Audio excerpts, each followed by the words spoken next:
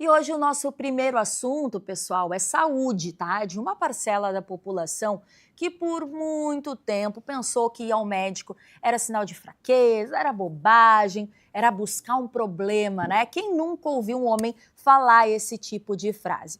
A verdade é que, historicamente, os homens veem esse cuidado como algo que pode ser deixado de lado e até um tabu. Repare nesses dados divulgados pela Organização Mundial da Saúde. Ao longo da vida, a mortalidade é maior entre os homens do que entre mulheres e, em geral, a expectativa de vida para os homens é menor em todo o mundo. A probabilidade de morrer por cardiopatias isquêmicas é 75% maior entre os homens do que entre as mulheres. Além disso, 36% das mortes entre homens são evitáveis, em comparação com 19% das mortes entre mulheres. Só que aí, quando a gente fala em mortes evitáveis, tem uma outra informação que assusta. O consumo de álcool e drogas também é maior entre os homens, segundo a OMS. Lembrando que essas substâncias são responsáveis por mais de 3 milhões de mortes ao ano, de acordo com dados de 2024. Eu vou chamar o Dr. Marcelo, que é médico urologista, porque entre as doenças que mais vitimam os homens está o câncer de próstata. Dr. Marcelo, muito boa tarde, bem-vindo ao nosso programa. Boa tarde, Bruna. Obrigado pelo convite. Realmente, escutando os números que tu trazes aí, é impactante, né, o número com relação à população masculina. E eu te trago mais um número para complementar, já iniciando a nossa conversa. 1 a cada 7 homens vai ter câncer de próstata durante a sua vida. Isso é um número mundial, tá bem? E por que isso, doutor? 1 a cada 7? Parece um número realmente alto, né? O que explica essa incidência? A população masculina, como a população mundial feminina também, a gente vem vivendo mais. Então, uma das explicações do aumento do número é o maior número de diagnósticos desse tipo de doença e a longevidade da população. Isso faz com que nós façamos mais diagnósticos de câncer de próstata na população masculina. É um número absurdo, né? 1 a cada 7 homens é bastante homem que vai ter câncer de próstata durante a sua vida. Com certeza. Doutor, quais os hábitos, quando você traz esses números também, quais são os hábitos, né, que estão presentes aí, falando do estilo de vida que um homem leva hoje em dia na nossa atual sociedade? A gente trouxe aqui a questão do álcool, a questão da droga, a questão das preocupações, do estresse, né? Quais são os fatores que contribuem para o aparecimento em específico desse tipo de câncer? O câncer de próstata, ele está ligado, como eu falei, à idade, né? Uma pessoa que tem uma idade maior vai ter mais chance.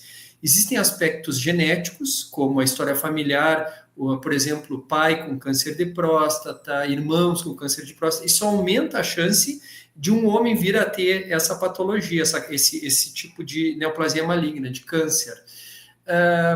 Mas parece que a obesidade está relacionada também ao câncer de próstata, ou seja, a população que está acima do peso, ela tem uma chance maior do que as pessoas que não estão acima do peso.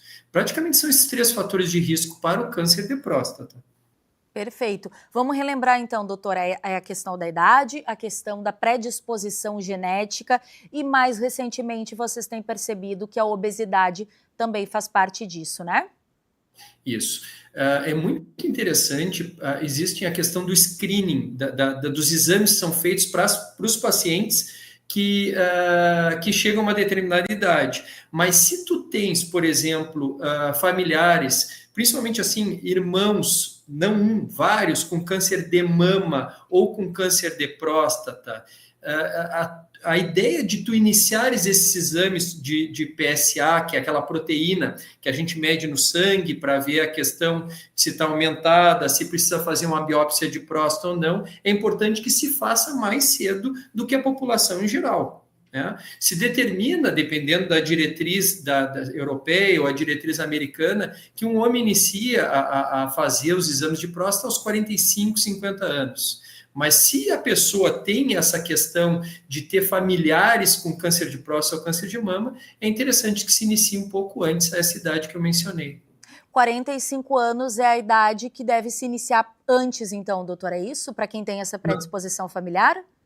Não, na população em geral é interessante que se faça um exame de PSA entre os 40 e 45 anos. Perfeito. O que eu quero alertar é que se tu tens uma história familiar muito forte de câncer de próstata ou câncer de mama, aí sim, é interessante que se faça esse cuidado antes do que os 45 anos. Esse é o tipo de câncer mais comum entre os homens, né, doutor? Primeiro câncer mais comum na população masculina são esses cânceres de pele. Que não são os melanomas, são esses tumores não melanomas de pele são mais comuns. O câncer de próstata ele é o segundo tumor mais comum na população masculina. Perfeito. Doutor, você falou aqui da questão da genética e da questão da idade, né? Então, isso não estaria muito associado ao estilo de vida. Mas, quando você traz a questão da obesidade, aí é um fator que pode ser modificado ou não. Quer dizer, um homem pode não ser obeso e, em um certo momento, passar a desenvolver esse ganho excessivo de peso. E aí eu lhe pergunto, dentro desse fator obesidade, que é o que acaba levando a esse tipo de câncer que a gente está tratando aqui, muitos homens podem descontar na comida, no excesso da alimentação, no excesso de bebida, coisas que vão trazer essa obesidade. E isso está, de alguma forma, né, doutor, ligado à questão do estresse, da ansiedade, da preocupação, né, até pesquisando sobre esse assunto antes, eu vi muito essa fala, o homem tem muito essa fala, né, da preocupação em relação ao trabalho, às demandas do dia a dia, e acaba, a obesidade pode estar associado a isso também, né, correto? Existe uma patologia que é o aumento benigno da próstata, que é a hiperplasia de próstata, que se tu pegas a população masculina de 40 anos, dado brasileiro isso, nós temos 50% dos homens com algum grau de hiperplasia, de aumento de próstata. E isso a obesidade também tem relação. Aí eu estou puxando um assunto paralelo ao câncer de próstata, não tem relação com câncer de próstata, mas a hiperplasia talvez esteja mais relacionada com a obesidade. Agora, no dia a dia, como é difícil a gente manejar com as questões de alteração de hábito de vida. É bastante complexo. A gente tem uma população mundial que se alimenta muito carboidrato, e isso está intimamente relacionado à questão da obesidade, que aí vem os dados que tu mostraste no início da conversa, as questões de infarto, as questões de derrame, as questões de disfunção erétil. Eu costumo dizer no consultório, tudo que faz bem para o coração, faz bem para a ereção. E é difícil, às vezes, as pessoas integrarem isso e entenderem que obesidade está relacionada com disfunção erétil, obesidade está relacionada com questões de tumores malignos, obesidade está relacionado a tu ter dificuldade para urinar em determinado momento da tua vida. Então, como isso está ligado a diversas morbidades na população masculina, a questão da má alimentação, a questão desse aumento de morbidade. E o carboidrato e o cigarro são dois problemas, né, que na população ansiosa se usa muito para diminuir essa ansiedade, né? Com certeza. Que bom, doutor, que você trouxe esses dados também, né, essas informações, porque de alguma forma a gente aqui também está conseguindo falar da prevenção, né? Não só tratar depois que o problema acontece. E aí, entrando nesse assunto de prevenção, doutor, eu queria lhe perguntar, por que é tão difícil muitas vezes o homem ir até o consultório, fazer esse exame que o senhor falou a sigla agora, mas eu não recordo, mas possivelmente você vai repetir aqui pra gente, porque a prevenção, ela pode, de alguma forma, logicamente, né, evitar essa forma mais grave da doença, pegar num estágio inicial que tem tratamento e já não vai mais se falar talvez em morte nesse caso. Queria que o senhor falasse mais da sua experiência de consultório. Por que essa prevenção, quando a gente fala de saúde masculina, ela é tão deficitária, tão difícil? Eu acho que, pelo menos na prática clínica que a gente vê nos consultórios, eu vejo uma motivação para essa mudança. É difícil, às vezes, as pessoas entenderem que realmente isso tem implicação, a questão de exercício e de peso, nessas questões, por exemplo, assim, o que tem a ver o meu peso com a minha qualidade sexual, por exemplo, né? Então, e tem um trabalho muito interessante de 2016, para fazer um exemplo, que ele diz o seguinte: olha, o paciente que é obeso, diabético, hipertenso e que não está controlado nessas doenças e começa com disfunção erétil, é o paciente que provavelmente vai infartar nos próximos 7 anos. Ou seja, o que eu quero que vocês entendam é essa questão de dimensão de saúde pública, de como é uma doença de todo o organismo. Ele não ataca só a próstata, ele não vai ter um problema só na função erétil, ele não vai ter só um infarto, é uma doença que ele vai atacar todo o organismo dessa pessoa que está obesa, que não faz exercício. Então é importante tu dizeres e para essa pessoa que ela tem que alterar esses hábitos de vida. O problema é, a pessoa sai motivada do consultório e realmente, na outra consulta, ela diz: Marcelo, eu perdi 2 quilos, mas ganhei 5. Porque o problema todo é tu manteres isso, né? Esse novo hábito de vida se manter. E não é o que acontece, infelizmente, assim, por 2 motivos. Porque realmente é difícil tu mudares a tua vida, né? O teu dia a dia. E segundo, às vezes é difícil tu acreditar que realmente isso tu tenha um ganho de qualidade de vida. É bem complicado, assim, tu mostrar a importância dessa alteração de hábito de vida. E a gente ainda tem muito preconceito também, né, doutor? Conforme a gente falava aqui, né? O próprio homem ir entender, fazer esses exames, se colocar nessa situação mesmo de ser cuidado, talvez, entender que precisa disso, né? Bruna, com relação à disfunção erétil, por exemplo, eu me coloco no lugar de uma pessoa, de um homem de meia idade, que vem e vai, de certa forma, abrir para um estranho a questão da vida pessoal dele. Diz: olha, não estou conseguindo ter ereção, ou o meu desejo está ruim, né? É bastante complexo, né? E muitas vezes, quando tu chegas para a avaliação, não é aquela avaliação que tu acha, que tu imaginasse que fosse, né, o cuidado. Então, tem esse aspecto também, né? Porque no momento que tu senta com um estranho e tu diz: olha, eu estou com disfunção erétil, por exemplo, é bastante complexo, né? Para um estranho tu sentar, que tu conhecesse há 5, 10 minutos e falar da tua vida sexual, é complexo. E esse estranho ainda diz o seguinte: olha, isso é secundário a um hábito que tu tivesse desde criança, provavelmente.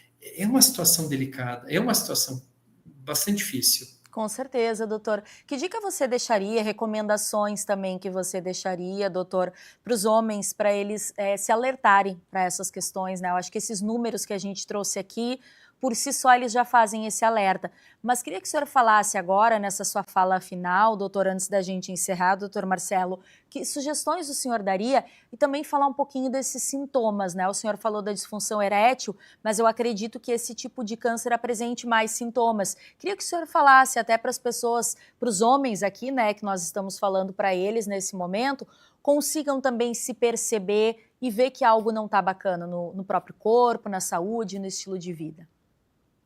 Eu acho que, em primeiro lugar, é o que eu falei e repito: tudo que faz mal para o coração faz mal para a ereção. Para o coração, a gente tem mais o hábito de escutar: cigarro faz mal para o coração, obesidade faz mal para o coração, falta de exercício faz mal para o coração. Isso tudo faz mal para a ereção. Primeiro lugar, é isso. Segundo lugar, mudando um pouquinho de assunto, frente às perguntas que tu fizesse, o câncer de próstata, ele é assintomático. Isso é um grande problema. A pessoa que tem um câncer de próstata aos 40, aos 50, aos 60, mais comumente aos 60, 70 anos, ela não sente absolutamente nada. O que dá sintoma na próstata é a hiperplasia de próstata, é o aumento da próstata. O câncer de próstata não dá sintoma. Então, é importante que a população masculina, em determinada idade, entre os 40 e 45 anos, inicie as consultas com o médico, com o urologista, para que se faça um acompanhamento, dependendo da história familiar, dependendo dos exames que se encontrem, para que se faça um diagnóstico precoce. Hoje em dia, 80% dos pacientes com câncer de próstata têm um diagnóstico precoce. né? Com relação aos hábitos de vida, eu bato muito o martelo na questão de diminuir o carboidrato. Eu tenho bastante influência de um colega que se chama José Carusotto, que é uma sumidade, e eu, como dica de leitura, eu trago esse livro, que é Uma Dieta Além da Moda, que é um livro escrito pelo José Carusotto, que fala bastante sobre isso, do quão mal e quão implicado está esse consumo exagerado de carboidrato na população mundial, e como isso traz aspectos deletérios para a população masculina, tanto na parte sexual quanto na parte de função de urina. Perfeito, doutor Marcelo, médico urologista. Obrigada pelas orientações, reforçando então a importância, né, já que é uma doença silenciosa, como o senhor destacou, o câncer de próstata, só realmente indo até o consultório médico, se dispondo e fazendo esse exame. Acho que é muito melhor, né, a pessoa ir, o homem ir até o consultório e fazer isso, com certeza, do que eventualmente ter que tratar um câncer aí que já está avançado e não ficou sabendo porque realmente não quis ir ao médico, não quis ser assistido nessa área. Doutor, obrigada pelas informações e uma excelente semana para o senhor, viu? Muito obrigado pelo convite, uma boa semana. Obrigado. A gente que agradece a sua disponibilidade. Pessoal, vamos trocar um pouquinho de assunto agora, porque essa semana, você já sabe, tem Dia dos Namorados chegando. Se você tem um par, me conta, tá disposto a investir ou a grana tá apertada? Não tem problema, tá? Na volta do break, a gente te mostra algumas opções para todos